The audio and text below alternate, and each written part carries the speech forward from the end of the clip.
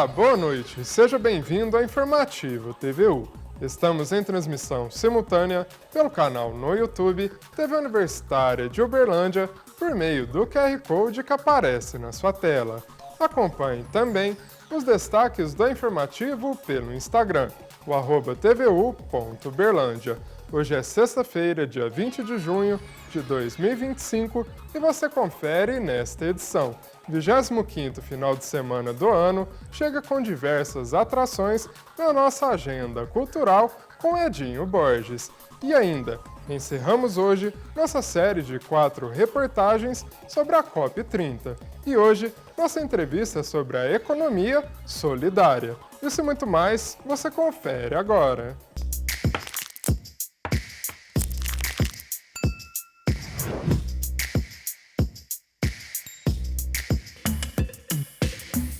A editora da UFO está promovendo o lançamento do livro BioHQ 3, Biologia em Quadrinhos, a terceira edição da revista, desenvolvida com a participação de professores da UFO, explora desta vez os insetos de forma envolvente e lúdica.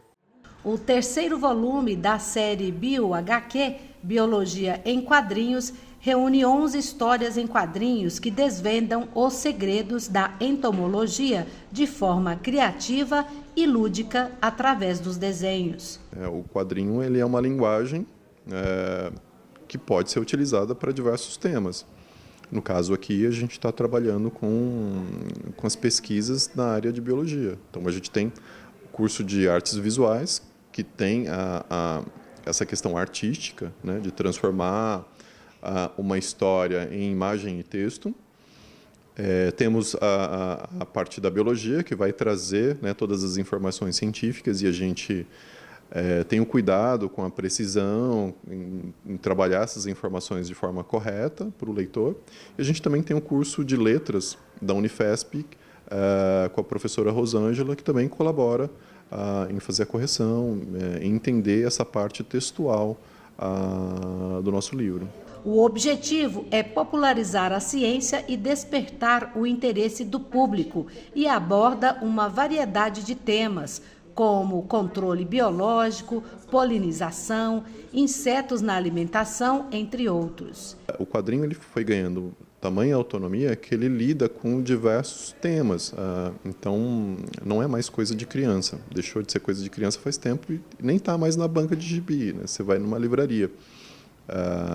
Então, ele vai falar sobre temas de comportamento, de literatura, o jornalismo em quadrinhos existe hoje. Então, essa linguagem permite, né, essa característica própria da relação texto-imagem, ela dá outra possibilidade que o texto não permite.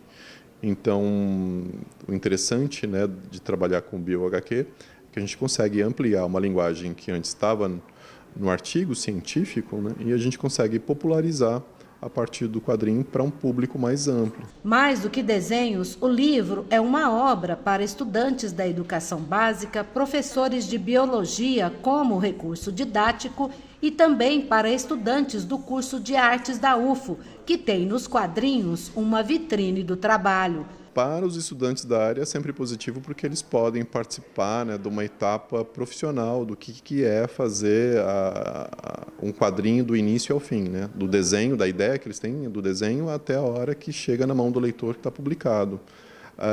E para o quadrinho independente é sempre legal, para o cenário do quadrinho aqui em Uberlândia é importante, como também para o cenário nacional, do quadrinho independente que recebe, acolhe esse tipo de produção. E encerramos hoje nossa série de 4 reportagens sobre a COP30. Em 2025, a 30ª edição do evento será realizada pela primeira vez no Brasil, em Belém do Pará, na Amazônia brasileira.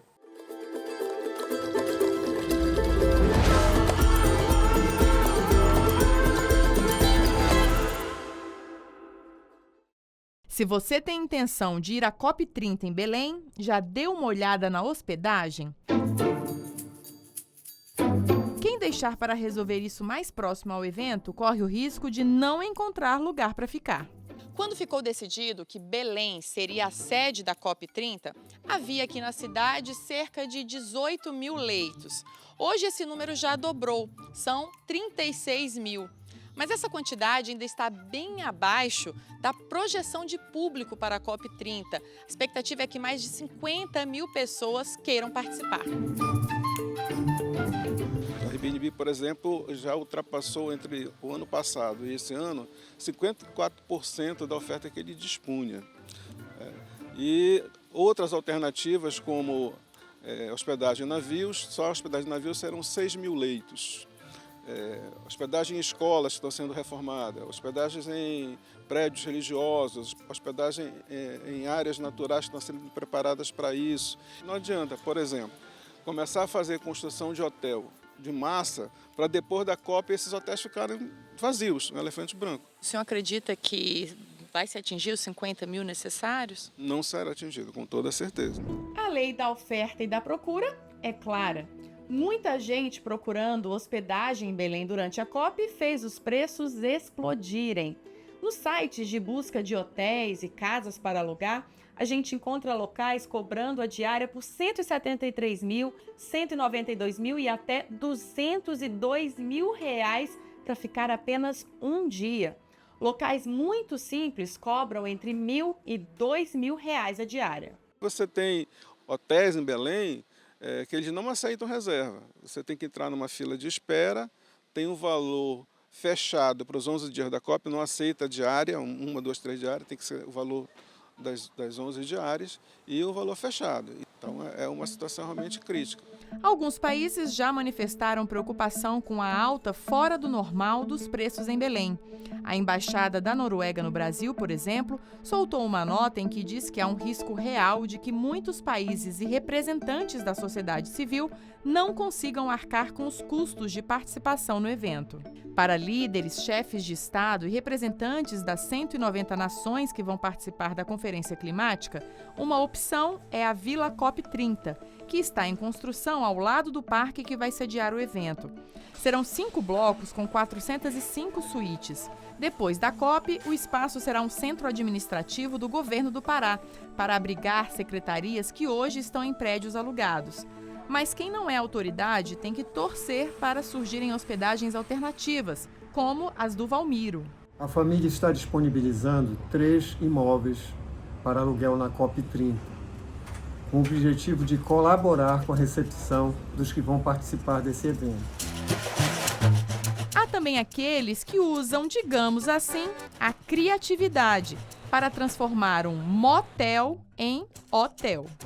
Que é a cadeira erótica, que é o que eu te falo. Isso daqui a gente tem que acabar tirando para não assustar as pessoas que vão vir se hospedar aqui. Então, esse tipo de coisa que a gente quer retirar para a adaptação da COP. Para reunir todas as ofertas de hotéis, imóveis particulares e leitos de navio, o governo federal contratou a plataforma B-Network.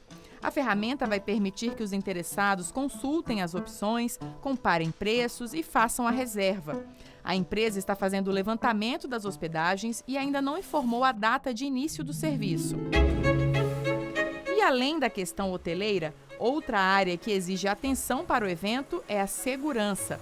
Cabe à Polícia Federal coordenar o trabalho de todas as agências e forças nos mais diversos setores. Estão ligados à segurança de autoridades, à segurança de grandes eventos, qualquer incidente de cibersegurança e a segurança das infraestruturas críticas, que podem ser abastecimento de água, energia elétrica, sinais de comunicação, enfim, qualquer assunto que possa ter uma incidência negativa no evento. A gente tem que estar monitorando e evitando qualquer desabastecimento, interrupção de serviços, tudo aquilo que possa interferir na paz e na continuidade da COP30.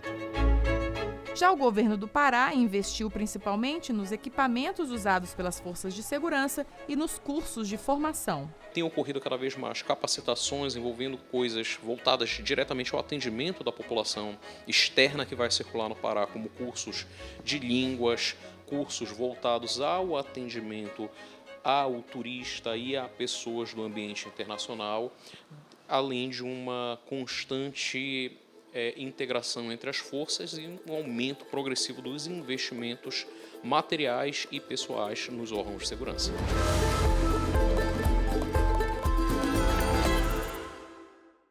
Empreender de forma coletiva e sustentável. Isso é o que busca a economia solidária, que no Brasil tem hoje registrado mais de 27 mil empreendimentos do tipo.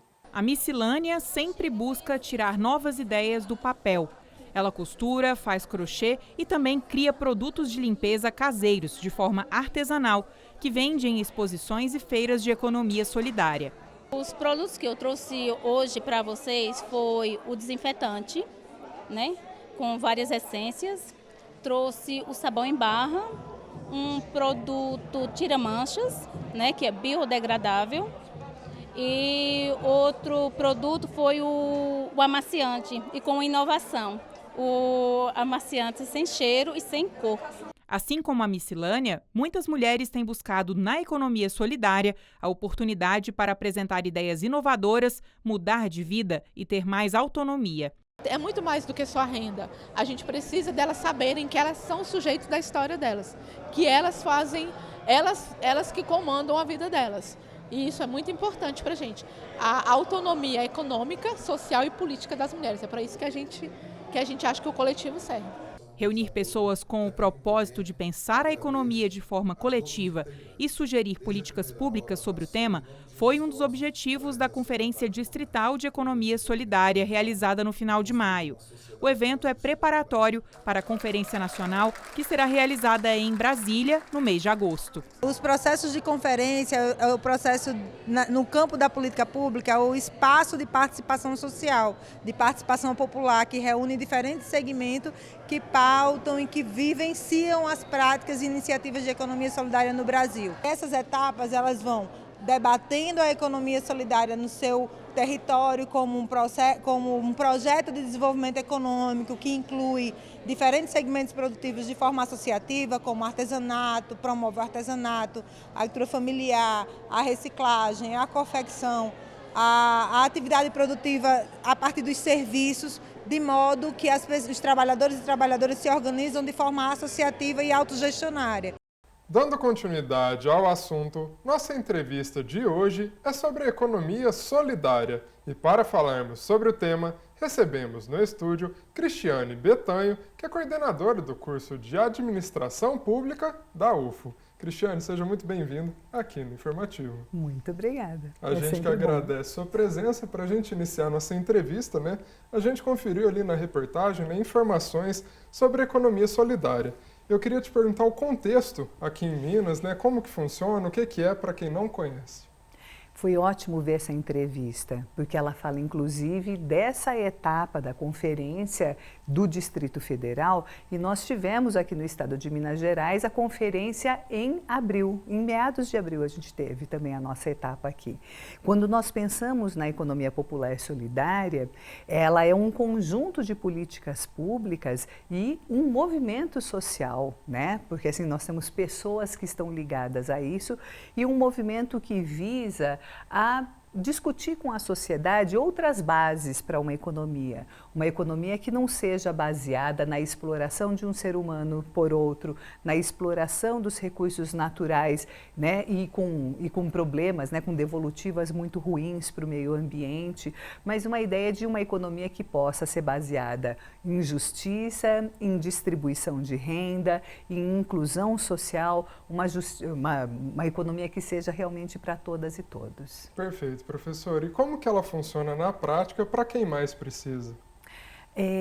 Na economia popular e solidária, nós temos um conjunto de 4 princípios basilares. A ideia da cooperação. Então, nós não temos empreendedores individuais, mas sempre conjuntos de trabalhadoras e trabalhadores que se unem suas expectativas, suas esperanças, seus recursos, seus esforços em prol de uma atividade. Então, o processo é sempre coletivo e cooperativo. Esse é o primeiro princípio. O segundo princípio é que a economia popular e solidária é uma economia sem patrões. A ideia é que os próprios trabalhadores, eles são ao mesmo tempo os donos dos meios de produção e também são os executores do trabalho. Então, para além de aprender as etapas dos processos produtivos, eles também precisam aprender a gerenciar os processos. Então, como aquela moça falando sobre os produtos de limpeza.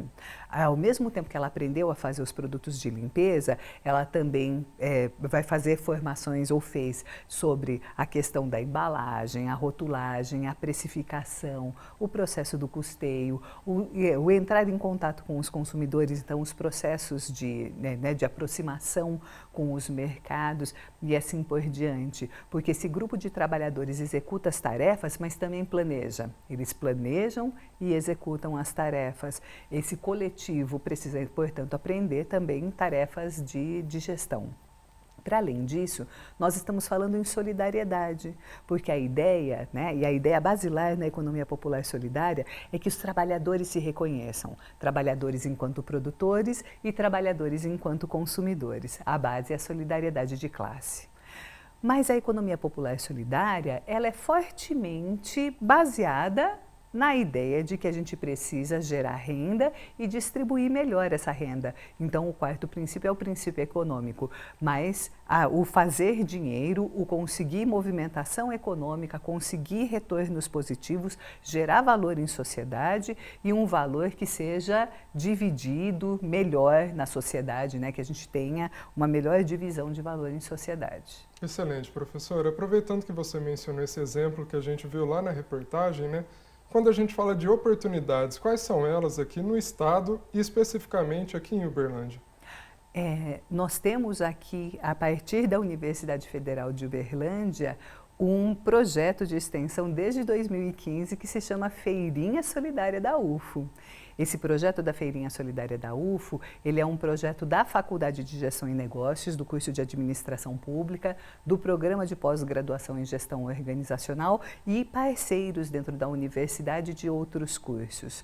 O objetivo da Feirinha é exatamente fazer essa aproximação entre os trabalhadores enquanto consumidores e os trabalhadores enquanto produtores.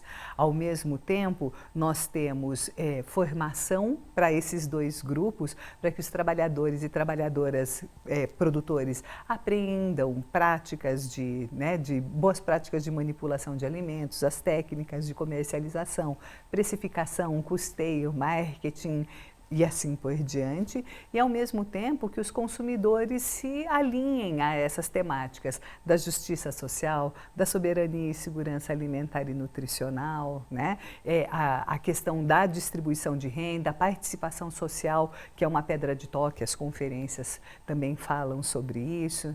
Então, nós temos a Feirinha Solidária da UFO como um primeiro espaço de discussão sobre economia popular solidária e um espaço, então, de formação para que depois essas trabalhadoras e trabalhadores possam dar outros passos. Então, nós temos artesãs que acabaram, da feirinha, também lançaram suas lojas, sites de compras na internet. Nós temos grupos de agricultores que passaram pelo processo de transição agroecológica conosco, que são certificados como orgânicos e, para além de comercializar na feirinha, também comercializam na merenda escolar. Então, assim, a universidade, ela traz oportunidades para que a gente comece a discutir essa temática e possa desenvolver esses primeiros passos para que os trabalhadores, autogestionariamente, possam dar os próximos passos por eles próprios. Perfeito, professora. E para quem tem interesse de dar esses passos também, ingressar nesse meio, qual que é o caminho, quais dicas você deixa? Bom, em primeiro lugar, estudar sobre economia popular solidária, porque ela traz um traço para o processo empreendedor diferenciada, a ideia de que a gente não está sozinho, de que, então, é uma economia que é formada por esse conjunto de trabalhadores e a força de todo mundo é importante. Então, estudar sobre a temática. E a gente está aqui preparado e disposto a ajudar nesse passeio sobre a temática. Então, venham conhecer a Feirinha Solidária da UFO, venham participar com a gente dos nossos cursos e esses processos vão ficar todos na página do Agrupes, que é o grupo de extensão e pesquisa em participação social, políticas públicas, autogestão e agroecologia, que é, né, um grupo certificado pelo CNPq e que é a base desse processo de trabalho da gente aqui, né, na Universidade Federal de Uberlândia. Com certeza. Professor, e quando o assunto é desafios, quais são eles nesse contexto? O maior desafio desses trabalhadores e dessas trabalhadoras é exatamente apreender esses processos de gestão para que eles possam diferenciar suas ofertas no mercado e também possam ser vistos pelos consumidores. Porque a lógica de mercado é uma lógica muito ruim, né? Porque ela é uma lógica que faz com que tudo vire mercadorias, né? O trabalhador e o trabalho desaparece nessa coleção de mercadorias que é, né, o mundo do mercado. A gente vai no supermercado e a gente compra leite e está escrito lá o nome de uma marca na caixinha. Só que aquela empresa não tem uma vaca. Conclusão, ela compra leite dos agricultores. Todos os produtos que a gente consome, eles acabam sendo produzidos a partir de um apagamento da história do processo produtivo. Então, a promoção do reconhecimento social do trabalho e do trabalhador como promotor de valor social é uma coisa importante. E isso a gente faz apreendendo também instrumentos de gestão, mas daí, né, ressignificados a partir dessa lógica da autogestão, da lógica crítica, da gestão social, que é uma coisa essencial. E em segundo lugar, que é uma briga, né, dos fóruns de economia solidária, de todos os grupos de pesquisa e de extensão que trabalham nessa área, desses coletivos todos de trabalhadores e trabalhadoras no Brasil, que é a busca por políticas públicas que reconheçam as organizações de economia popular e solidária como promotoras do desenvolvimento e um desenvolvimento efetivamente sustentável, porque a ideia central é que essas organizações, elas trabalham no desenvolvimento territorial, elas buscam uma relação mais saudável com as populações locais. Então nós temos propugnado pelo reconhecimento dessas organizações por linhas de financiamento e por políticas públicas que sejam apropriadas de formação, de financiamento, espaços de mercados que sejam próprios da economia popular e solidária. Essas discussões vão agora para a Conferência Nacional e esperamos avançar significativamente na conquista desses espaços. Excelente. Professora, você mencionou a questão do reconhecimento, né? Pensando nisso e aproveitando o gancho também da feirinha, né, que você também mencionou, como que a população pode ajudar na prática nessa causa? É só comprando ou não? Comprar é um ato de a gente fazer uma transferência financeira para uma pessoa que também precisa, né? Porque a gente precisa das mercadorias. Então, quando a gente compra de alguém que a gente conhece, essa é uma coisa importante, a gente está apoiando. Mas, para além do comprar, o conhecer o projeto, conhecer essas trabalhadoras e trabalhadores, também fazer a divulgação disso para outras pessoas, né? Porque a ideia do consumo crítico e solidário é que a gente possa ampliar essa rede. Quanto mais pessoas conhecerem esses projetos, essas organizações, essas trabalhadoras e trabalhadores, mais gente consegue, né, ver que uma nova economia é possível. E com maior engajamento, nós também crescemos a pressão para que essas políticas públicas aconteçam, aumentamos os nossos espaços de atuação. Com certeza. Professora, a gente já está chegando ao final da nossa entrevista. Antes da gente encerrar, eu queria que você deixasse um recado para quem nos acompanha. Um recado ali de conscientização. Qual mensagem você deixa? Uma outra economia é possível. Uma economia não exploratória. Uma economia que reconheça as pessoas a partir das suas potencialidades. Uma economia que inclua as pessoas ao invés de excluir. Uma economia em que haja espaço para todas e todos. A economia popular e solidária é possível. E é possível, portanto, que a gente construa outras relações que vão para além das mercadorias. E a participação das pessoas nesse sentido é essencial. Então, procurar uma organização produtiva solidária perto de você, procurar uma feira de produtores, procurar comprar artesanato diretamente das artesãs, né? São atos pequenos, mas que já começam esse processo do engajamento. Agora, também para as pessoas que desejam empreender, né? Procurar outras pessoas com a mesma vibração, com a mesma necessidade, pode ser uma coisa interessante também, porque juntos nós vamos muito mais longe. Perfeito, professora. Ótima reflexão. Muito obrigado pela sua participação aqui no Informativo. Seja sempre muito bem-vinda. E o 25º final de semana de 2025 chegou. Vamos conferir agora as dicas de programação na nossa agenda cultural com Edinho Borges.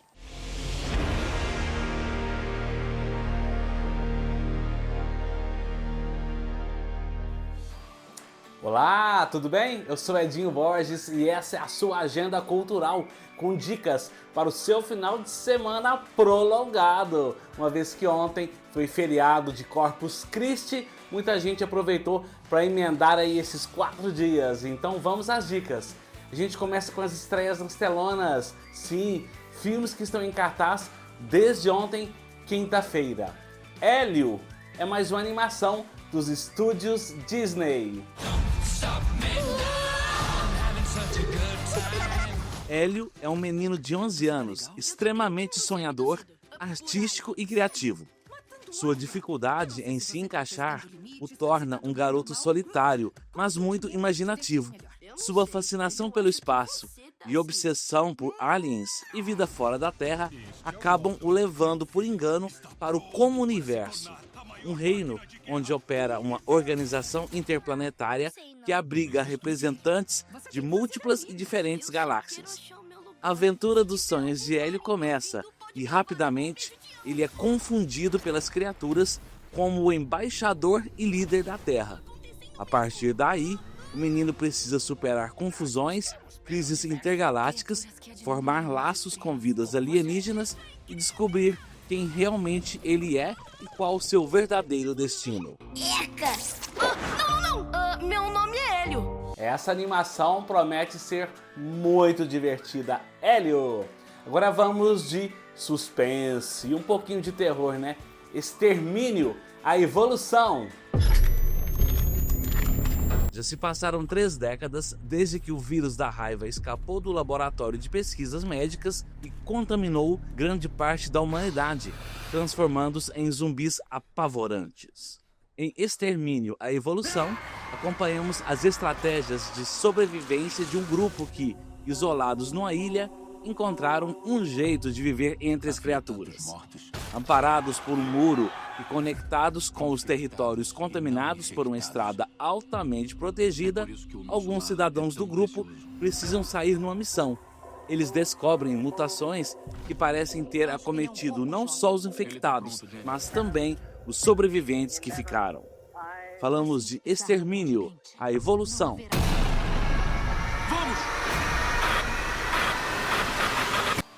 Meu Deus, com certeza promete muitos sustos. Antes de sair de casa, verifique em qual rede de cinemas está o seu filme preferido e, claro, verifique também a classificação indicativa. E o projeto Cine UFO continua a todo vapor. Em celebração ao Dia do Orgulho LGBTQIAP+, comemorado no próximo dia 28 de junho, o Cine UFO promove, ao longo do mês, uma programação especial com exibições de filmes que abordam temáticas de identidade, afetividade e resistência.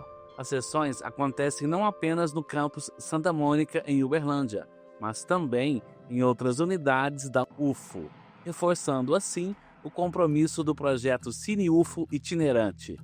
No dia 26 de junho, às 7 da noite, no auditório 5OC do campus Santa Mônica, tem o filme Queer.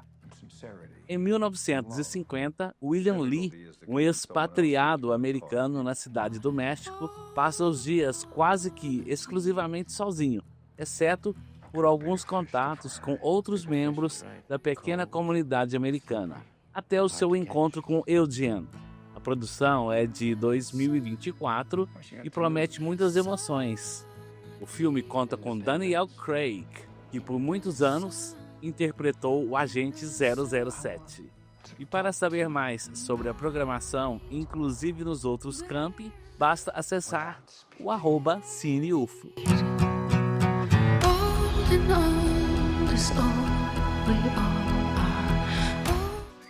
Muito bacana esse projeto CineUFO. E Uberlândia está sediando um festival de inverno. Sim, entrada gratuita lá no pátio do Teatro Municipal. Hoje e amanhã, muito rock and roll, atividades culturais gratuitas, incluindo exposições como a Entrelaços e a Entre Cores, Marés e Caracóis. E também a celebração do Dia Nacional do Chorinho e uma praça de alimentação com sabores diversificados. Vale a pena conferirem esse festival de inverno. E também, para você que quer ficar em casa no sabadão, 107 Mix, a nossa querida Universitária FM, a rádio mais lembrada por ouvintes de bom gosto. O 107 Mix é amanhã, 7 da noite, comigo, Edinho Borges. A gente recorda e dança clássicos como esse daqui, ó.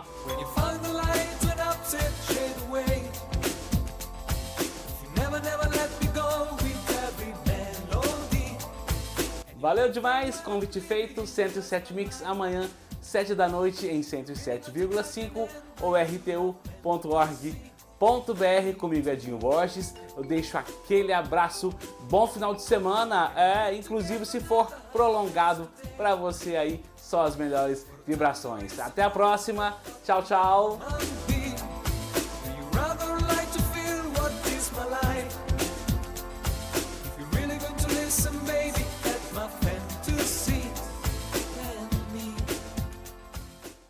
E o informativo de hoje fica por aqui. Lembrando que se você tiver alguma sugestão, pode entrar em contato com a nossa equipe de jornalismo no WhatsApp, o 34 99639 7880, ou também por meio do QR Code que aparece na sua tela. Mais informações você acompanha às 9 da noite no Jornal da Cultura. Muito obrigado pela companhia e um excelente final de semana.